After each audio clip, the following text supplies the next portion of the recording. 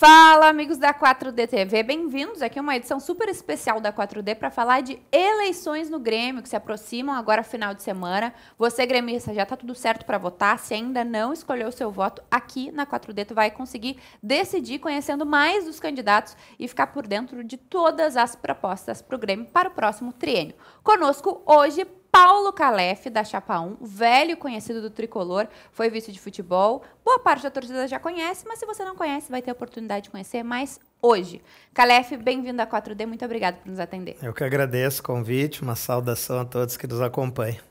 Vamos lá, então. Como a gente disse, né? O torcedor gremista, aquele super focado, ele já sabe quem é o Calef, te conhece da gestão ali de 2023, né? Final de 22, início de 23, tudo que foi aquela onda do início da gestão do presidente Guerra, mas hoje tu é um novo Calef, né? Um Calef candidato. Em poucas palavras, quem é o Calef e qual é a tua intenção com a candidatura? E se puder sintetizar, assim, as principais questões da tua candidatura à presidência do Grêmio. O Calef é um torcedor que vai estar representando a nossa nação gremista na presidência, um projeto muito sólido, construído ao longo de 2 anos por diversas pessoas. Não é o projeto do Calef, é um projeto de uma grande equipe que se preparou para isso, profissionais, conselho de administração.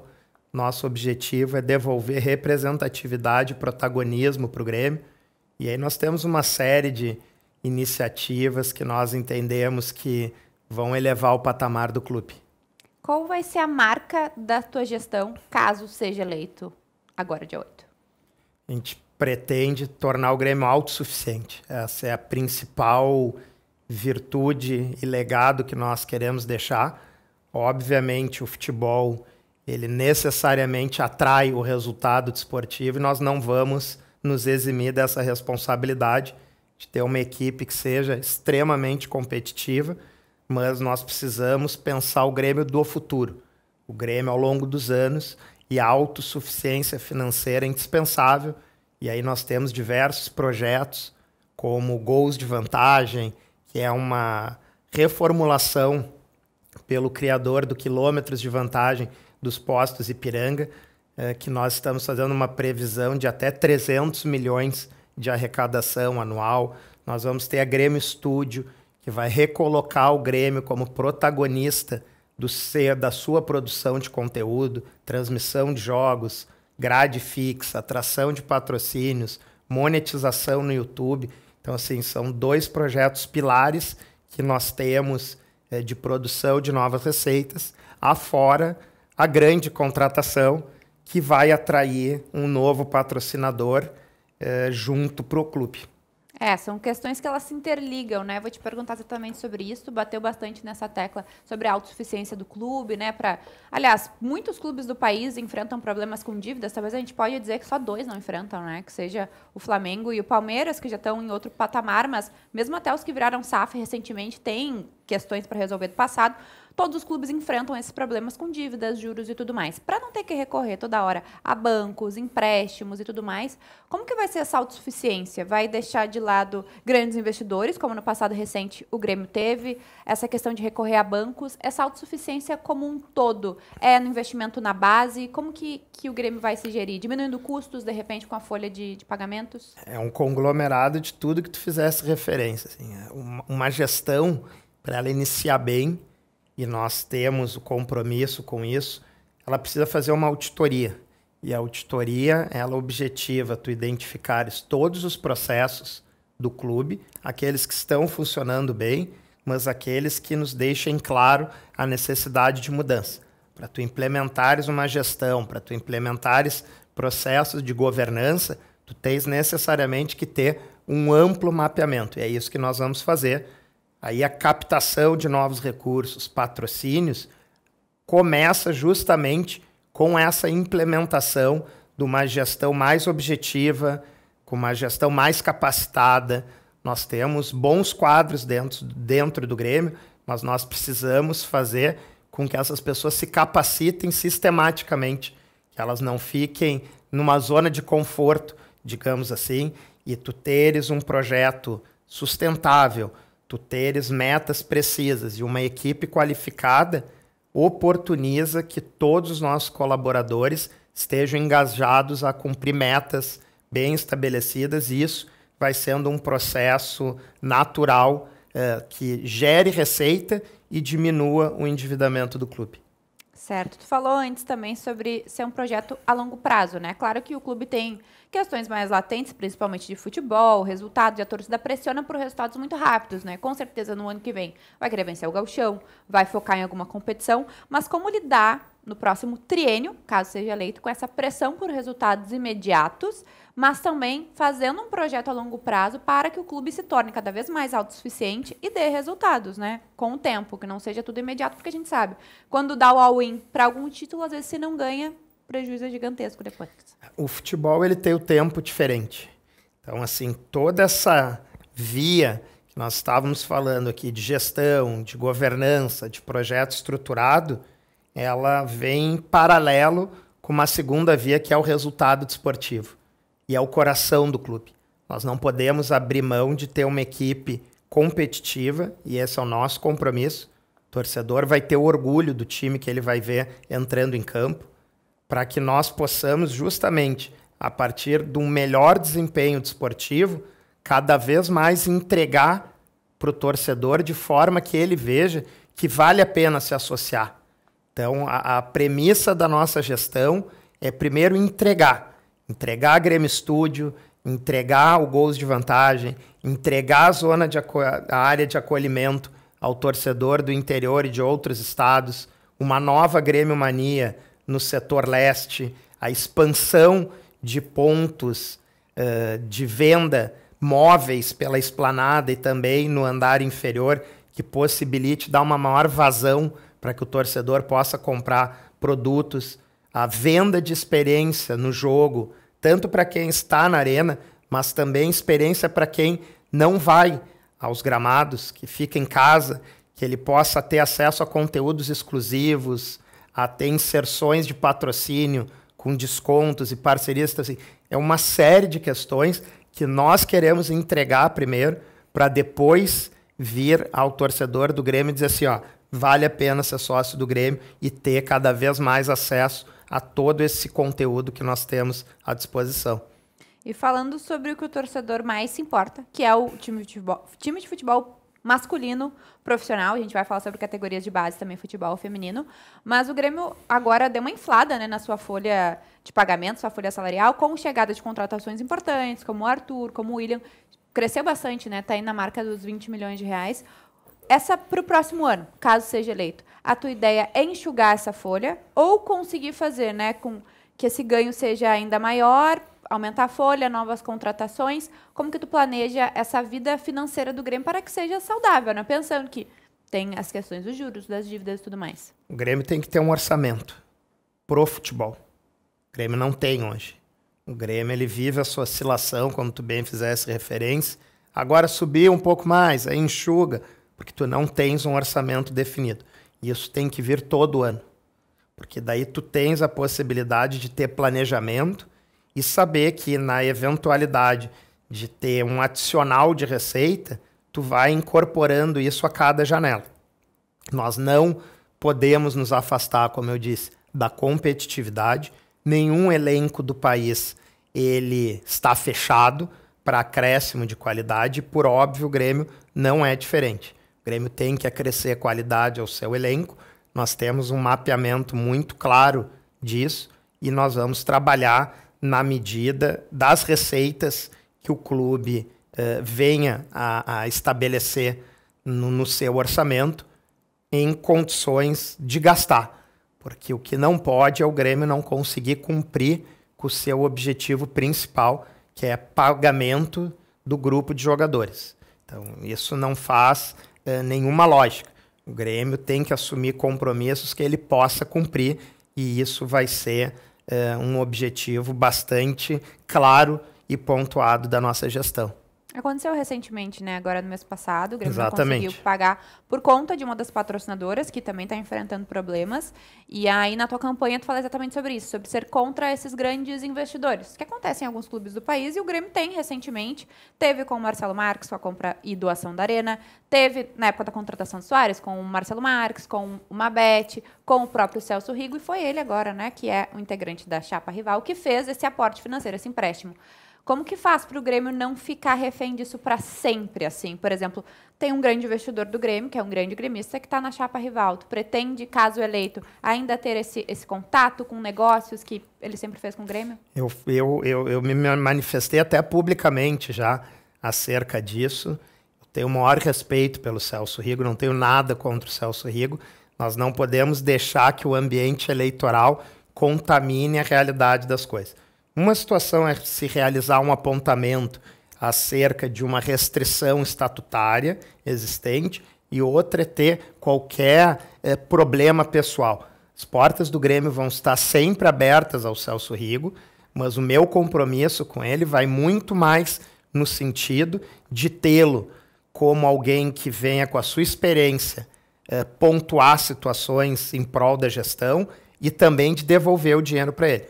Porque o Grêmio tem uma dívida altíssima com ele e com o Marcelo Marques, e isso é algo que constrange, porque não adianta tu vires e tomar empréstimo por duas situações. Isso acaba onerando o teu endividamento cada vez mais e também a via do constrangimento de tu não realizares o pagamento devido para essas pessoas. Antes da gente entrar na pauta da grande contratação, que eu acho que os gremistas são super curiosos para saber, caso eleito no próximo ano, qual é o perfil que tu quer de grupo de jogadores, de elenco como um todo e também, é claro, de treinador? É muito difícil a gente falar sobre isso, a gente entende, né? Por uma questão ética, o Mano tá fazendo um trabalho que conseguiu aí o Grêmio evoluir, principalmente depois da janela do meio do ano, mas sem falar de um nome, então, de treinador, até por respeito ao Mano, que é um enorme profissional, tá na história do Grêmio inteira, mas também tá no momento, né? Qual é esse perfil de grupo e esse perfil de treinador? Tem alguma maneira que tu goste de ver futebol, que tu queira ver no Grêmio, diferente? Isso é uma conjectura que ela tem que ser feita toda alinhada com os profissionais do departamento de futebol e comissão técnica. Paulo, torcedor, futuro presidente do Grêmio, se assim o destino estiver escrito, ele gosta de ver um time mais que pressione, que tenha a posse da bola, mas que não fuja das nossas tradições, das nossas características de esforço. Eu gosto muito do time de 2018. Para mim, aquele time do Grêmio, ele foi o auge do futebol, de tu impores a qualidade ao adversário. Infelizmente, nós tivemos aquele episódio lamentável contra o River Plate, que ali certamente poderia ser o caminho aberto para o tetracampeonato da Libertadores, mas é esse perfil que eu gosto. Um time competitivo, mas que tenha qualidade técnica para prevalecer sobre o adversário. Sobre isso, tu mencionou a possível conquista, né, de 2018, que não aconteceu. A gente vê agora uma final de brasileiros, daquele título do Grêmio de 2017, que foi contra um argentino. Depois o jogo mudou ali a partir de 2019, né? 18 ainda é outro argentino, aquela final super complicada. De 19 para cá são só brasileiros e finais entre brasileiros. A gente vê um protagonismo enorme dos brasileiros, mas brasileiros com investimentos gigantescos. Flamengo, Palmeiras, Botafogo no ano passado virando SAF. O Atlético Mineiro chegando à final, tá na final da Sula agora também SAF. Como que o teu Grêmio, caso eleito, vai fazer para competir com essas mega orçamentos, times de SAF, times de milionários, que é muito difícil, seja porque eles já estão concretizados, seja porque a gente tem aqui no Sul uma distância, né, com o centro do país considerável de investimento, de estrutura, de atenção da mídia como um todo. Como fazer para competir com esses grandes times? Não tem como competir. Tu sabes que pouca gente sabe que, com o perdão da redundância, que, por exemplo, o Palmeiras tem um endividamento na casa de 700 milhões. Mas o Palmeiras, ele sabe equacionar seus compromissos e as suas grandes receitas. Mas o endividamento está lá. Então, assim, nós temos que ter a capacidade de sermos competitivos. Ao longo da nossa história, nós nunca primamos por um elenco repleto de estrelas. O Grêmio teve momentos específicos de contar com um grande jogador, 2, 3, mas nunca foi isso que fez o Grêmio ser campeão ou não. O Grêmio já passou por enfrentamentos contra Flamengo, em outras oportunidades, endinheirado, digamos assim, na década de 90, para torcedores como eu, que foram forjados pelo time do Filipão, o Palmeiras Parmalat, o Palmeiras mais potente, inclusive, do que o atual. Então, assim, não é isso que faz. Tu precisa implementar a cultura de protagonismo, tu teres um bom ambiente no clube, uma equipe competitiva, porque é possível fazer. O Grêmio não foi campeão em 2023 brasileiro por alguns erros de arbitragem, vacilações do time também, obviamente, a gente nunca pode se afastar disso, mas não é impossível. Não é uma situação assim que nos diga, não tem como competir. Tem como competir, sim, e para isso que nós vamos trabalhar muito num projeto que eu tenho certeza que vai dar orgulho para o torcedor. Falando nesse Grêmio como um todo, né, todos os clubes que se prezem têm que valorizar o seu início, que é a sua base, né? O Grêmio revelou jogadores históricos, talvez um dos maiores jogadores brasileiros de todos os tempos, que é o Ronaldinho. Nesse ciclo vencedor teve vendas muito importantes do Cebolinha, do PP e tudo mais. Como fazer para retomar essa revelação de jogadores, investir na base para que o clube consiga se manter com a sua base sempre, né? É o caso, por exemplo, se a gente for falar do Flamengo, esse super Flamengo de hoje começou com a venda de Vinícius Júnior, né? E ali, antes, em 2018, 2017 também, de grandes jogadores. Como fazer para estruturar ainda mais a base do Grêmio para que isso dê frutos futuramente? A gente tem um exemplo claro do Arthur, que está aí, né? Apesar de um integrante da Chapa 2 dizer que o Arthur, à época, quando foi contratado, não servia para o Grêmio. É inacreditável essas coisas. Mas a base ela precisa de um aprimoramento. Nós temos como compromisso retomar o futsal e colocar o ginásio lá na área do Cristal, ou seja, que fique próximo das escolas. Todo craque ele começou no futsal. Então, tu já teres ali a possibilidade de captar e também direcionar já para os gramados é algo que é um facilitador. E afora isso, nessa preocupação que nós temos de atrair novas receitas, a modalidade futsal está muito próxima de se consolidar como olímpica. E tu teres uma modalidade olímpica no clube te permite atrair lei de incentivo ao esporte. Isso é um caminhão de dinheiro, diretamente, sem tributação, para a implementação de infraestrutura.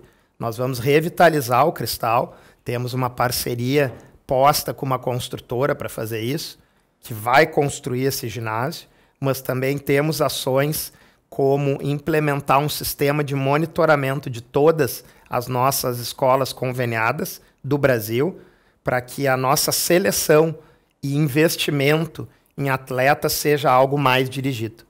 Certo. E falando sobre o CT, né, que é o segundo passo, a base e o CT. A gente vê no Brasil vários times fazendo investimentos milionários no CT e o Grêmio, que tem um bom centro de treinamentos, acaba ficando atrás, seja de tamanho, de estrutura, de hospitalidade para os atletas, enfim. Tem algum projeto específico para o CT? Sim. Até é importante fazer referência, quem quiser ver todo o nosso plano de gestão, ele está posto lá na bio, no @PauloSPCalef, ali está bem detalhado, e o nosso plano é a cidade do Grêmio.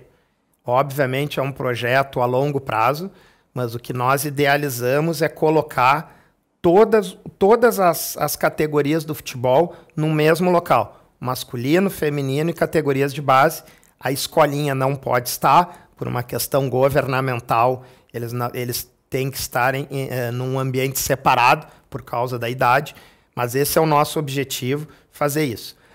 O CT do Grêmio ele tem uma limitação de espaço ali que nos parece, e nós temos diversas pessoas extremamente gabaritadas do mercado da engenharia civil e de incorporações imobiliárias na nossa chapa, de que um investimento ali é algo que a médio e longo prazo não vai ser sustentável. Então nós estamos estudando duas áreas, uma que já pertence ao clube, inclusive, para que nós possamos ali desenvolver esse projeto da cidade do Grêmio, que vai ser algo que, de fato, vai ficar como legado e vai gerar uma prosperidade muito grande para o Grêmio. falando sobre o futebol feminino, que tu mencionou, os clubes voltaram, né, na categoria ali em 2017 por conta de uma imposição da Conmebol para poder competir a Libertadores. A gente sabe que todos os clubes se moveram por conta disso, mas é super importante, né, como esporte, como cultura, que isso seja fomentado. Tem algum projeto especial para o futebol feminino? Temos vários projetos.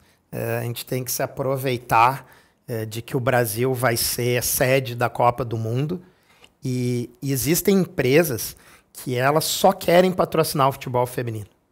E é uma gama enorme de investimento e o Grêmio não pode se afastar disso.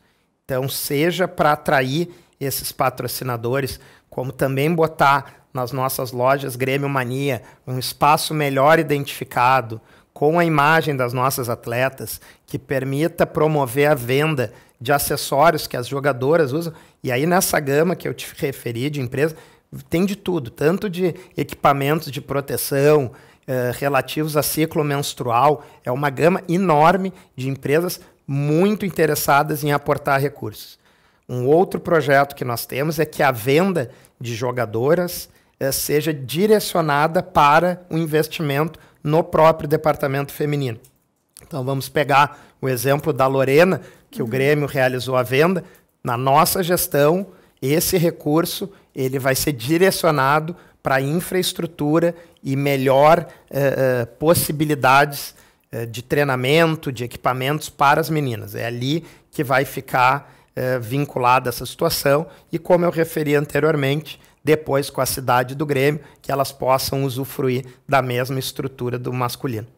A pauta Arena era principal em todos os debates esportivos até a compra e doação esse ano pelo Marcelo Marques. Mas tem outra questão super importante. A Arena agora é do Grêmio, foi, né, passado esse bastão, essa chave, mas o entorno ali do bairro Humaitá continua com muitos problemas desde o início. Várias promessas foram feitas, desde a construção, todo o imbróglio, né, da construtora, Arena, prefeitura e tudo mais. Tu tem alguma proposta para melhoria daquele entorno? Seja, claro, tem questões que são da prefeitura, né, que são de construção civil do município, mas para melhoria como um todo, da cultura daquele espaço, para que aquele povo que, por muitas vezes até, o ano passado, na enchente, a gente viu, né? Foi deixado de lado, foi o último bairro a ser recuperado. Tem algum projeto para o Humaitá como um todo para fortalecer a cultura de Grêmio, do popular? A gente tem um projeto que se chama Humaitá na Arena. Tem muita preocupação com a questão social. Um é o Negritude Tricolor, que é uma coisa mais vinculada à questão do racismo, mas especialmente em relação à comunidade do bairro. O Humaitá na Arena vai proporcionar que pessoas gremistas de baixa renda acessem jogos do Grêmio de modo gratuito, que eles façam o tour da Arena e que eles vão conhecer o museu. Nós entendemos que isso vai gerar pertencimento para essas pessoas que foram diretamente impactadas, mas também promover uma ação de reconhecimento do clube, da importância de deixar legado naquela comunidade. Obviamente, o Grêmio tem limitações estatais que ele não tem como superar, mas isso não possibilita e não permite omissão. Ou seja, o Grêmio tem sempre que se colocar como um parceiro do poder público para auxiliar a comunidade em qualquer questão que seja.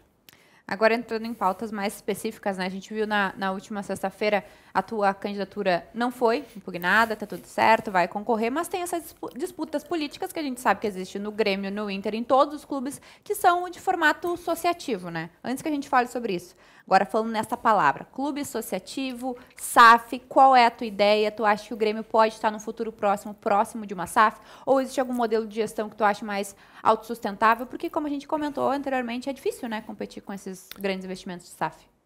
Tem como competir. A marca Grêmio é muito forte. O Grêmio não deve a sua marca para nenhum outro clube do país. O que o Grêmio precisa é de capacitação e profissionais acostumados com o mercado. É por isso que nós estamos trazendo o Jerônimo Santos, que é CEO do Grupo Ipiranga. Nós estamos trazendo para ser o nosso financeiro o César Lindemeyer, que foi diretor financeiro do Grupo Josapar, foi gerente geral da SLC Alimentos, foi diretor financeiro do Grupo CE.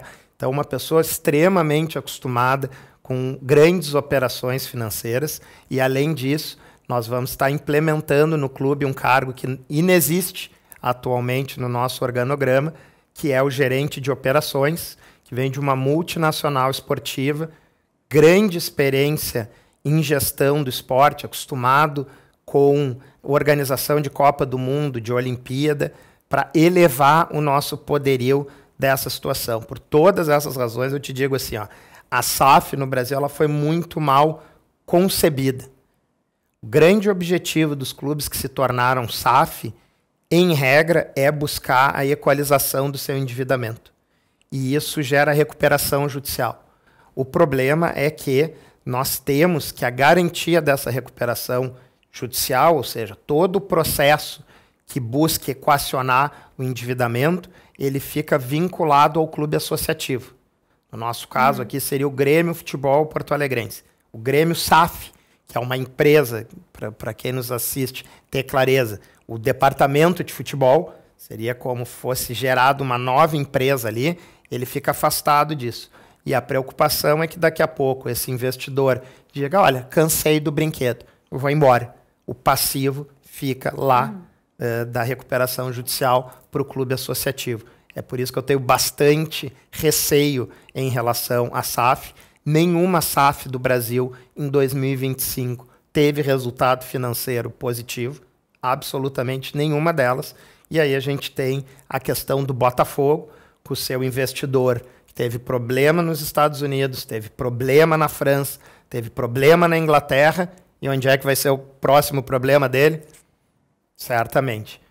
Então, assim, a SAF por si só, ela não representa a solução. O que tu tens que implementar, e independentemente de ser clube associativo ou não, é a qualificação profissional, gestão e governança. E isso é que faz o clube ser potencialmente competitivo, seja em receitas quanto desportivamente. A gente falou sobre apoio, né? Pares, candidatura e tudo mais. Tem dois dos teus apoiadores, dos teus pares, que são ídolos do Grêmio, né? O Darley e o Maicon. E tu falou agora de fazer uma direção bastante técnica, né? Com pessoas que já vêm do mundo empresarial com todo esse know-how. Mas esses dois ídolos terão quais funções dentro do Grêmio, caso seja eleito? O Maicon vai ser uma situação bastante técnica. O Maicon ele vai ter envolvimento direto com comissão e jogadores, na análise do time, de ver ali a potencialização do atleta. É o que eu costumo dizer, imagina o ganho que o meio-campista da segunda posição do Grêmio, terceira posição, vai ter com o Maicon e o Arthur juntos, daqui a pouco aconselhando, vindo, participando do ambiente. Essa é a função do Maicon, bastante vinculada à técnica, questão técnica.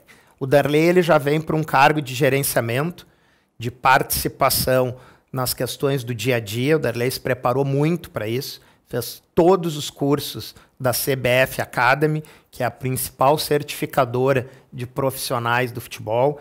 Então ali ele vai tratar do dia a dia, da logística, do planejamento, fisiologia, fisioterapia, tudo para estar em unidade e também, óbvio, pela experiência que ele tem, vai ter muito a contribuir na análise dos atletas, participar das escolhas de contratações, ao passo de que nós teremos um executivo de futebol, que eu denomino ele como o cérebro do departamento, já por ter uma trajetória consolidada, o nome em respeito à instituição que ele está exercendo o seu ofício e ao próprio profissional, eu não digo, mas eu tenho certeza que o torcedor do Grêmio vai se sentir bastante contemplado quando nós ganharmos a eleição e pudermos falar o nome desse profissional. Tem outro nome que todo mundo quer saber, né? Que é da tua grande contratação.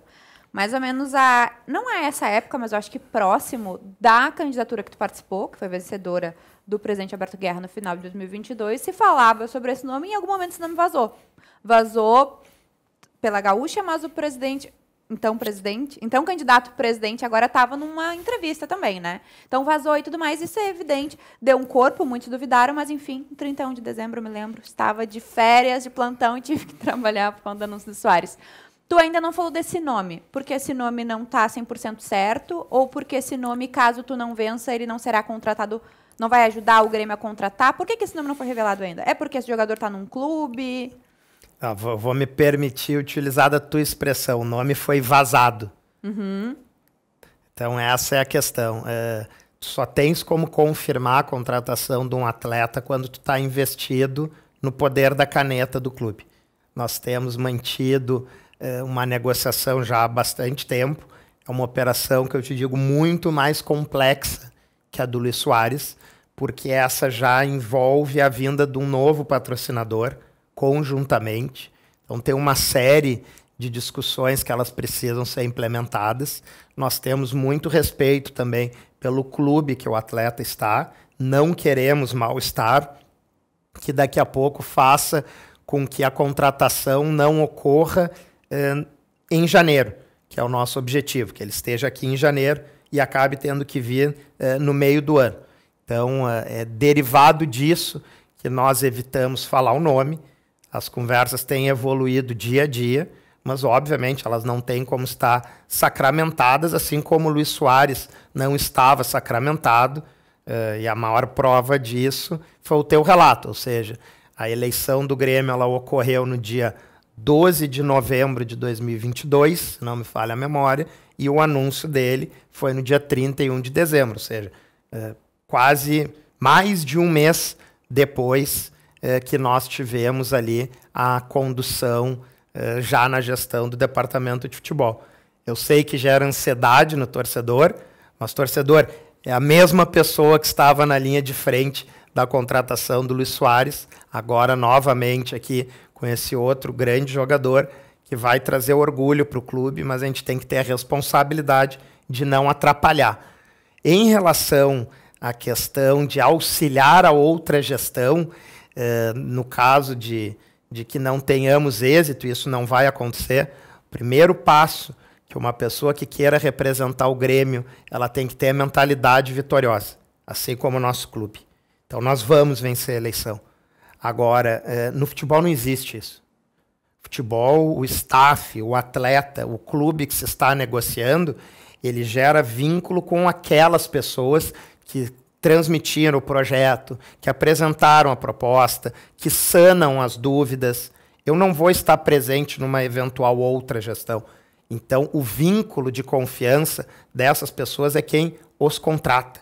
Não existe tu transferires uma negociação para uma outra chapa. Não é no Grêmio, não existe em lugar nenhum isso. Certo. E essa conquista desse jogador, né? Como tu fez esse negócio que disse que tá, as coisas estão evoluindo, estão apalavradas, não pode anunciar, porque ele tá jogando em outro clube e tudo mais. Como isso acontece? Como que passa segurança para esse jogador, sendo que tu estás ainda como candidato, né? Exato. É com o Trunfo Soares, como que foi feita essa propaganda para esse grande jogador querer atuar aqui?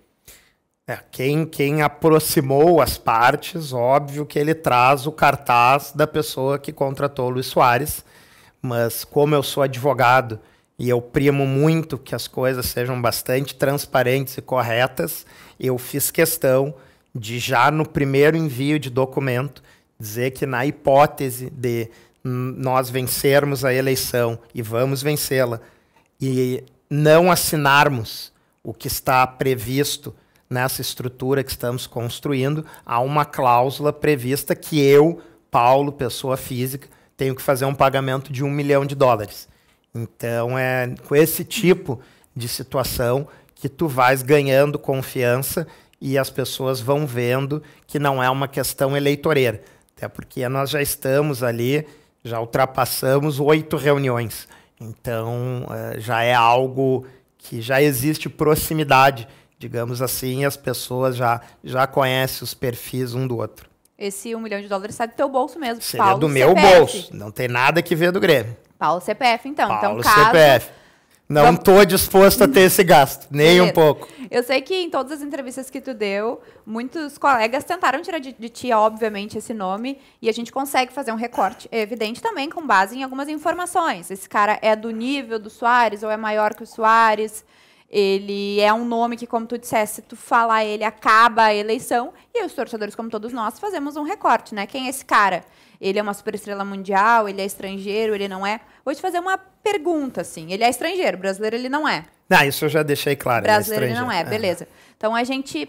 Uma, assim, é claro, eu vi recentemente que até o Bagé tentou tirar com esse nome e os torcedores sabem, né? Coloca ali no top 5 quem seriam essas pessoas. Ele tá na Europa ou ele tá em outro mercado? Tá na Arábia? Pra gente fixar. Boa tentativa, boa tentativa. Qual é o continente que ele joga? Ele tá no exterior. Tá no exterior. O exterior é muito grande. Exterior. Pra tu ver. O Soares estava no exterior, estava no Uruguai, aqui do lado, né? Que era mais fácil.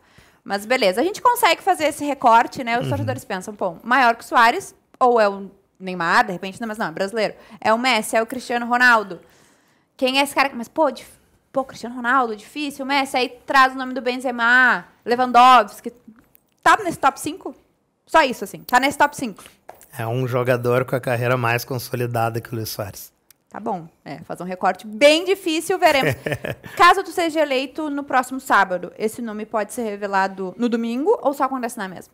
A gente está trabalhando para divulgar o quanto antes o nome, mas eu só vou fazer isso tendo a anuência do clube e do staff, de dizer que nós temos uma negociação em andamento, que ela se confirma, obviamente, com a questão da assinatura do contrato. Tenho muita responsabilidade com isso, eu sei a expectativa que está gerada e eu não vou brincar com essa situação, porque nós temos que pensar no Grêmio. Ou seja, eu não quero antecipar nada e daqui a pouco perder um negócio por essa antecipação que vai prejudicar o clube. Eu prefiro matar no peito a responsabilidade se nós não avançarmos até o sábado para dizer o nome, com essas autorizações formalizadas em documento, de ter o compromisso de cumprir com a contratação depois de eleito. Então, pode ser que esse nome seja anunciado até sábado? Pode ser. Pode ser? Que a gente tenha, assim, né, sexta-feira, uma reviravolta. Fulano de tal é o candidato, é o jogador do Calef. Pode ser que sim? Pode ser que sim. Olha, estamos na expectativa. Enfim, eu sou da informação, tomara que isso aconteça, né? Quanto mais informação e quanto mais barulho para os jornalistas, melhor, né? Muito melhor. Então, vamos torcer para que seja uma boa eleição. Só uma última pergunta, antes de eu deixar teu último recado à torcida. Esse patrocinador que vem com essa grande contratação, é um patrocinador só ou é mais de um? Porque na época do Soares eram 3, né? Para compor esse salário, é um só que vai ser necessário? Isso, a diferença é justamente essa, por isso que eu te referi da complexidade. É um patrocinador para o clube. Não é para pagar o salário da contratação. Não é para pagar apenas dele, é para gerar novas receitas para o clube, e é isso que a gente está trabalhando de maneira incansável. Certo, Calef. Muito obrigada pela entrevista, acho que foi muito rica, muito esclarecedora. Deixa, então, o teu último recado para esse torcedor gremista que, a essa altura do campeonato, ainda não se decidiu. Bom, quero agradecer primeiro o convite, muito obrigado. Nação gremista que nos acompanhou, vocês podem ter certeza que eu vou ser um presidente que vai representá-los lá dentro. Que vocês vão se sentir contemplados, mas vão saber que dá para olhar no olho e cobrar. Presidente do Grêmio não delega. Presidente do Grêmio não foge. Tem que ser soldado na trincheira, linha de frente, tem que gerar tranquilidade para todo o staff de colaboradores do clube trabalhar em segurança. Essa é a função do presidente. O presidente não pode se omitir. O Grêmio é muito grande, ninguém é maior que essas 3 cores aqui, e eu conto com o apoio de vocês, peço voto de confiança na Chapa 1 no próximo sábado, nós vamos juntos pelas 3 cores, vamos retomar o nosso protagonismo, e vocês vão ficar muito orgulhosos do que nós vamos ver do Grêmio a partir de 2026, esse é meu compromisso com vocês. Muito obrigado. Certo, Calef, muito obrigada e boa sorte no sábado. Obrigado, muito obrigado.